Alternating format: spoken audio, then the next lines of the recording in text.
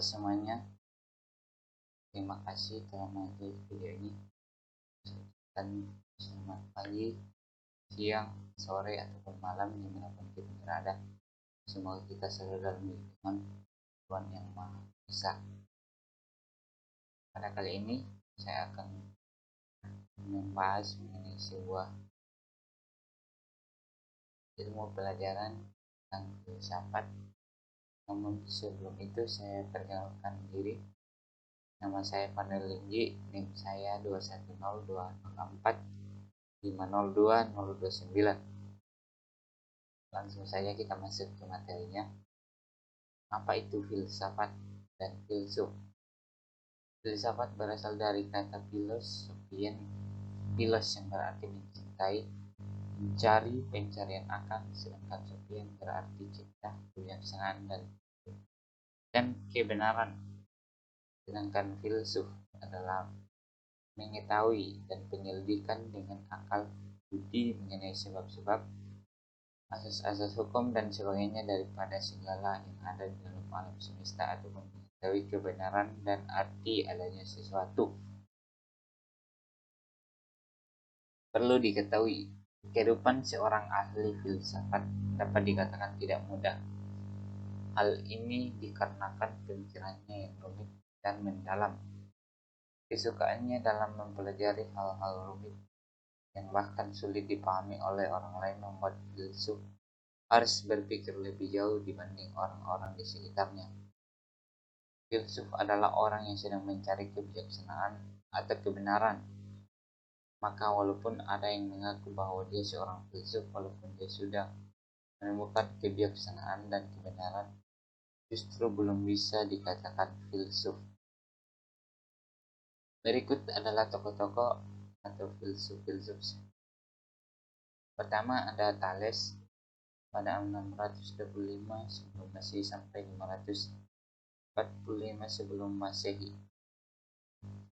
Thales adalah seorang filsuf yang mengenali secara filsafat barat pada abad ke-6 sebelum Masehi. Sebelum Thales, pemikiran Yunani dikuasai cara berpikir mitologis dalam menjelaskan segala sesuatu. Pemikiran Thales dianggap sebagai kegiatan berfilsafat pertama dan disebut sebagai bapak filsafat karena mencoba menjelaskan dunia dan gejala-gejala di dalamnya tanpa bersandar pada mitos, melainkan pada rasio manusia. Thales adalah seorang filsuf pertama yang memiliki pemikiran bahwa dunia ini berasal dari air, dan ia memiliki murid bernama Anaximenes. Yang kedua, Anaximenes.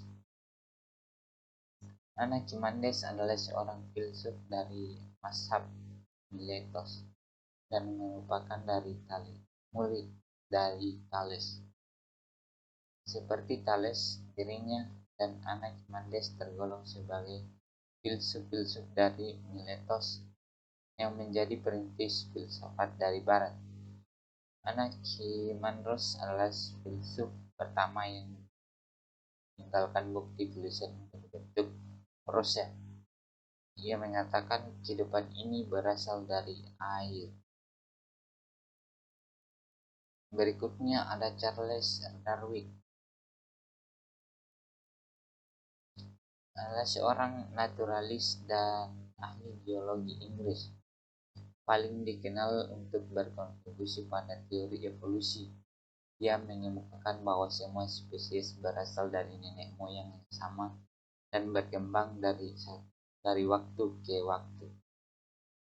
Ia mengatakan semua makhluk hidup di muka bumi ini memiliki satu nenek moyang yang sama. Berikutnya ada Heraklitus pada 530 sebelum Masehi sampai 470 sebelum Masehi. Ia seorang filsuf Yunani kuno prasokratik yang tidak tergolong mazhab apapun, meskipun dapat digolongkan lewat asal mulanya sebagai pemikir mazhab kolonia atau filsuf yang muncul dari wilayah Asia. Ia mengatakan dunia ini tercipta dari api. Yang ketiga ada Parmenides pada 440 sebelum Masehi sampai 475 sebelum Masehi. Seorang filsafat dari masa Elea. Arti dari nama Parmenides adalah terus stabil atau penampilan yang stabil di dalam masa Elea. Parmenides merupakan tokoh yang paling terkenal. Pemikiran filsafatnya bertentangan dengan Herakleitos, sebab ia berpendapat bahwa segala sesuatu yang ada tidak berubah. Ia mengatakan dunia ini berasal dari satuan terkecil yang ada.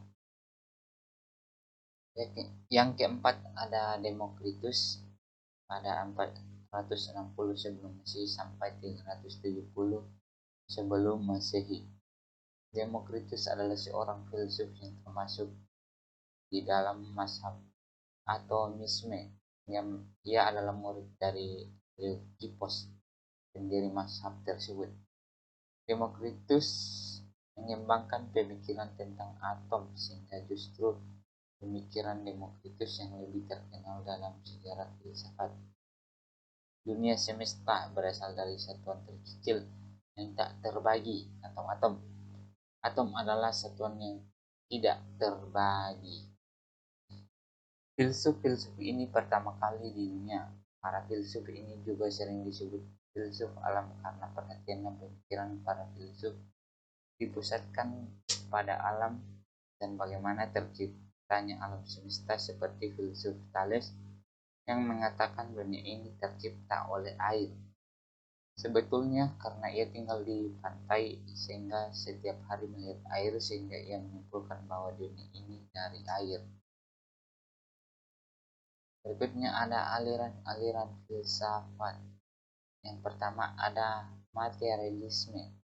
Materialisme merupakan paham atau aliran yang menganggap bahwa di dunia ini tidak ada selain materi atau natur, alam, dan dunia fisik atau satu.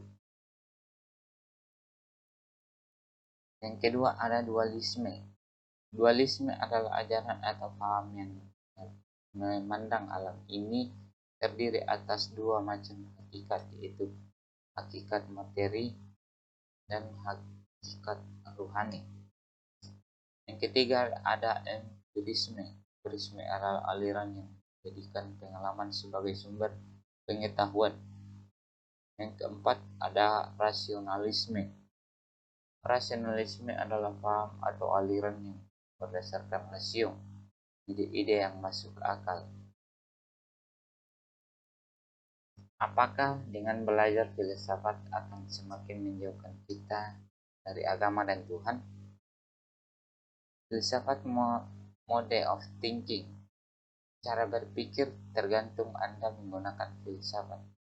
Bisa menyerang agama tetapi bisa juga memperkuat agama, sebagai misal di era skolastik muncul filsuf seperti Santo Agustinus dan Thomas Aquinas. Yang pertama ada Santo Agustinus pada 354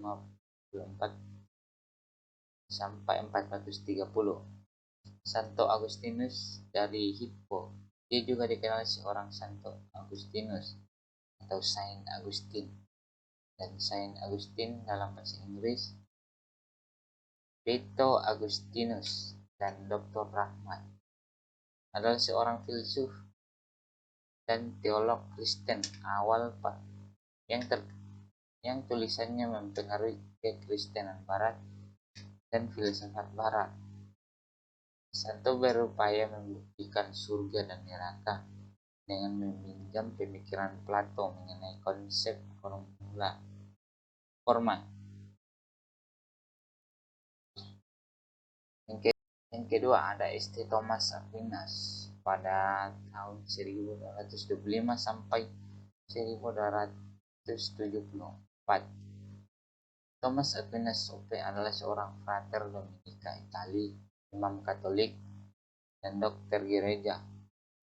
Ia adalah seorang yuris, teolog, dan filsuf yang sangat berpengaruh dalam tradisi skolastisisme yang di dalamnya ia dikenal juga sebagai dokter Anglikus dan dokter komunis, berupaya membuktikan dengan meminjam pemikiran Aristoteles tentang kasasui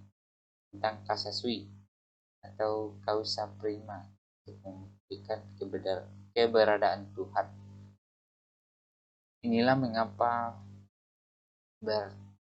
Bertrand Russell pada Mei 18 tahun 1870 sampai Februari tanggal 2 1970 mengatakan filsafat adalah lahan kosong yang diperebutkan ilmu pengetahuan.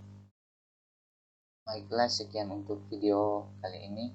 Saya ucapkan terima kasih pada kalian yang telah menonton video ini. Dan jangan lupa untuk like, share, dan subscribe. Dan akhir kata saya ucapkan salam sehat untuk kita semua dan sampai berjumpa pada video berikutnya.